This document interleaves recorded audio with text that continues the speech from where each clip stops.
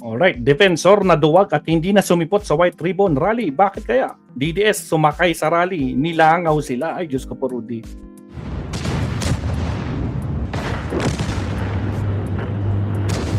Again, sa mga bagong pasok, huwag kalimutan mag-like at subscribe.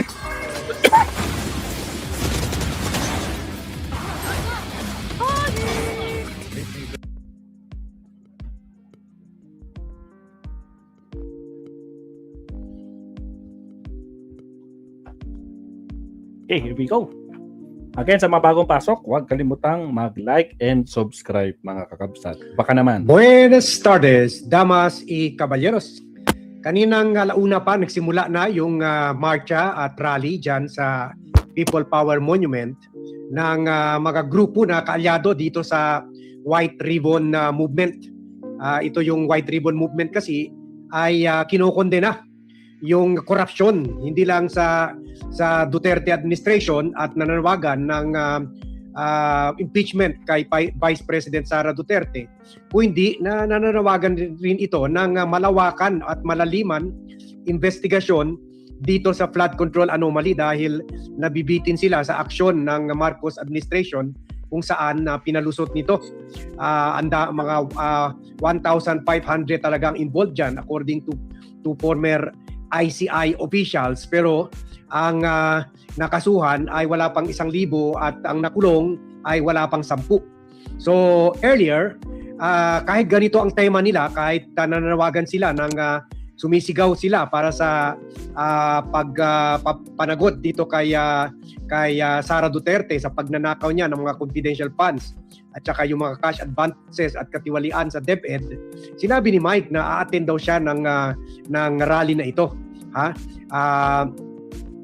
Anyway, malapit lang siya. Malapit lang ang bahay niya. Malapit lang dyan sa EDSA.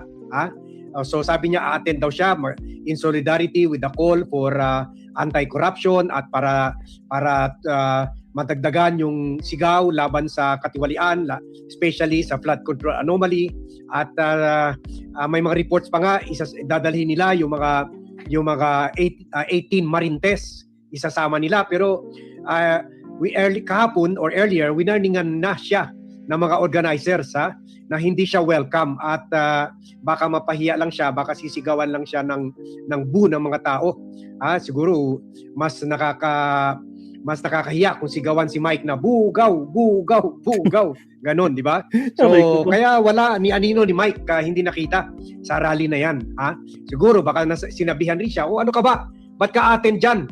Ang panawagan nila ay para imbestigahan, para ituloy yung yung impeachment trial laban kay Sara Duterte. Ba't ka attend dyan? So, hindi na umattend si Mike. As of now, alas 3 na ngayon, wala pang ni Anino ni Mike ang nakita dyan sa People Power Monument. Andun lang yung mga kaparian, yung mga madre at saka yung mga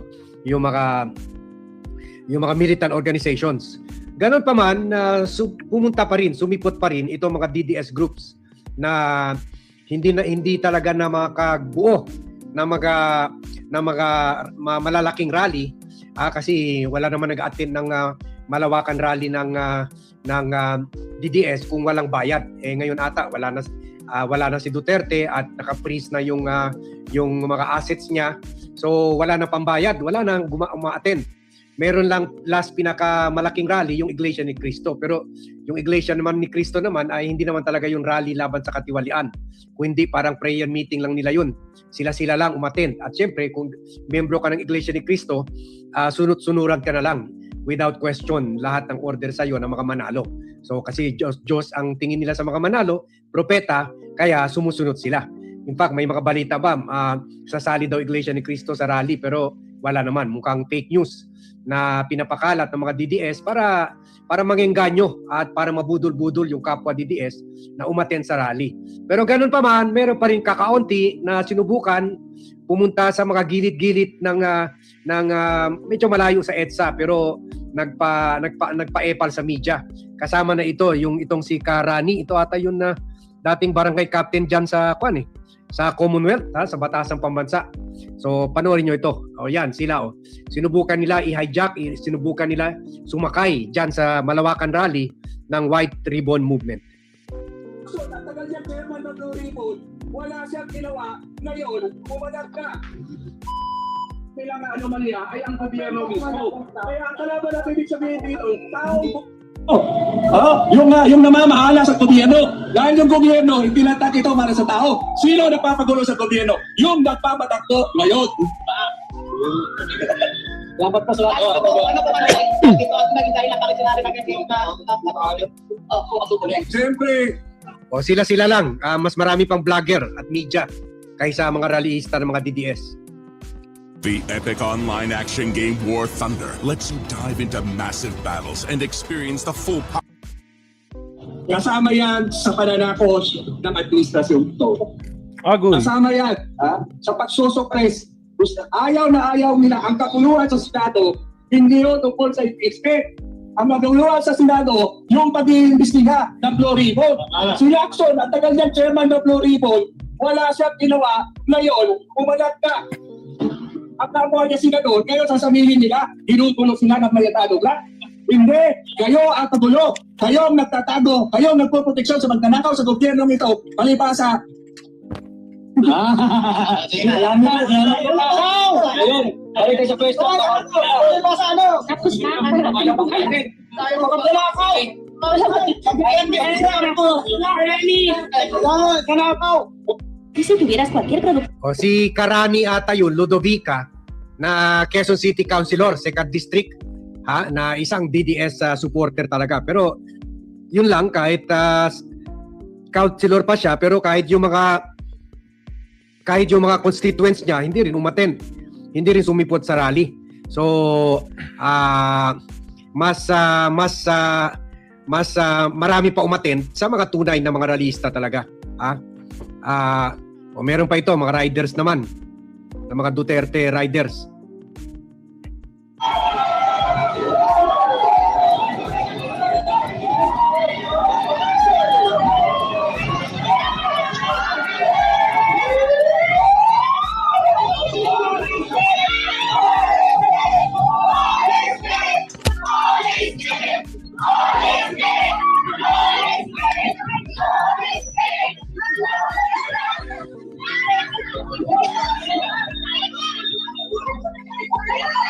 Kukunti lang sila. At ang sigaw, Holy Spirit, ano klaseng sigaw yun? Ano klaseng sigaw yun? So, eto rin. Ito pala, press ko nila Mike, pero hindi ata yan today. O ito yung mga tunay na mga nagrarally.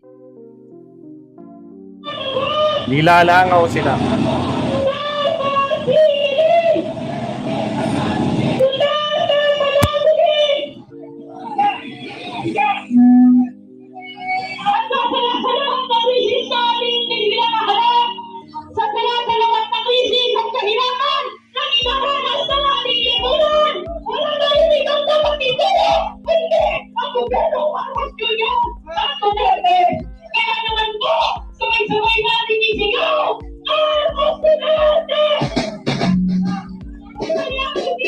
So ngayon, sinisigaw nila, Marcos resign, Duterte magnanakaw. Kasi ikwan sila eh. Kasi neutral sila, independent sila, kagaya ni Bad.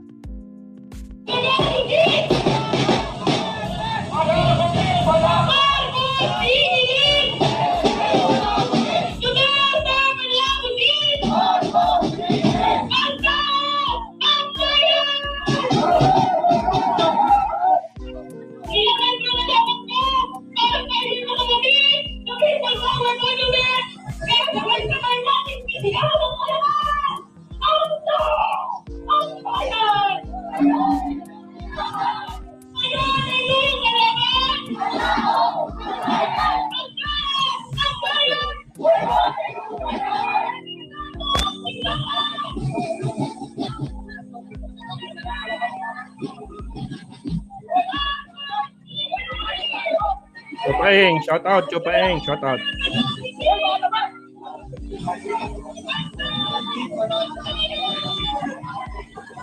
Siyempre, si BBM pa rin ang presidente. O yan ang rally, hindi nilalangaw. Meron na daw mga 4,000 to 5,000 na attendees, Tingnan nyo na, in fact, nagka-traffic na sa EDSA dahil sa rally na yan. Yan o, ha? And we thank One News ng TV5. Halos hindi na gumagalaw, ha? Hindi na gumagalaw ang traffic southbound. Eastbound, Quezon City bound. Yan ang kaganapan ngayon. So, meron na nakita sila sa Turo Campo, sila Lisa Masa, at maraming mga kaparian, mga bishops. So, yan ang rally na hindi bayaran. Yan ang rally na tunay na taong bayan ang sumasabay or nananawagan laban sa katiwalian ng Duterte administration. Okay? At ito pa, ito yung mga close up sa mga sa mga grupo na sumali. Hindi mo hiwalay ang panlalambang sa patuloy na korupsyon! Kaya po, sabay-sabay po natin yung manawagan! Lahat ng sangkot! Lahat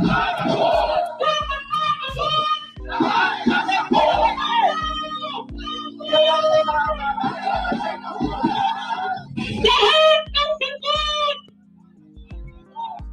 Tatapanawan! Habang mamalapit po tayo sa People Power Monument, sabay-sabay po natin isigaw! Lahat ng sangkot! Tatapanawan! Yan, thank you. Thank you TV5 So yan, ayan ang magandang panawagan.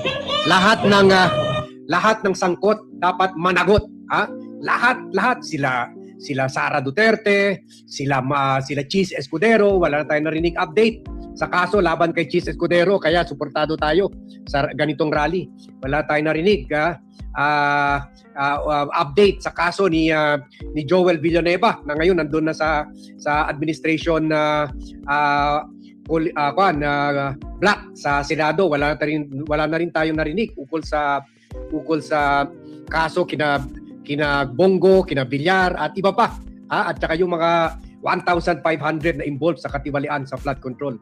So lahat dapat pananagutin, lahat. So yan muna ang update natin for now. Mamaya tingnan natin kung meron tayo makita na mga speeches na mga key personalities at ipe-play natin yan sa inyo. Yun lang muna ang update natin dito sa rally na ito. Thank you very much everyone for watching. Thank you very much for joining me in this vlog. Let's say a prayer for the success of this rally, and we support it from wherever we are through prayer and through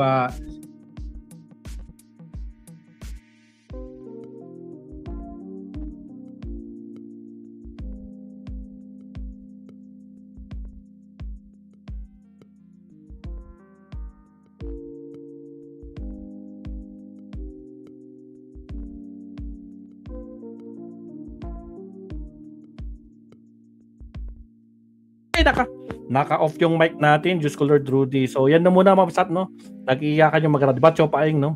Kaya hindi nagpakita itong si Mike Defensor kasi ramdam niya, no? Ramdam niyang tawag nito. Mabubu siya o talagang mababas talaga siya noon. Tulad nung nangyari kay Chavit Singson na pumunta siya noon sa EDSA pero pinagtawanan at saka talagang binu siya, no? Magnanakaw. Bakang sabihin kay Defensor, bugaw. Diyos ko po, Rudy. Siya, next topic tayo. Anak ng kamote, Countdown muna tayo. Here we go.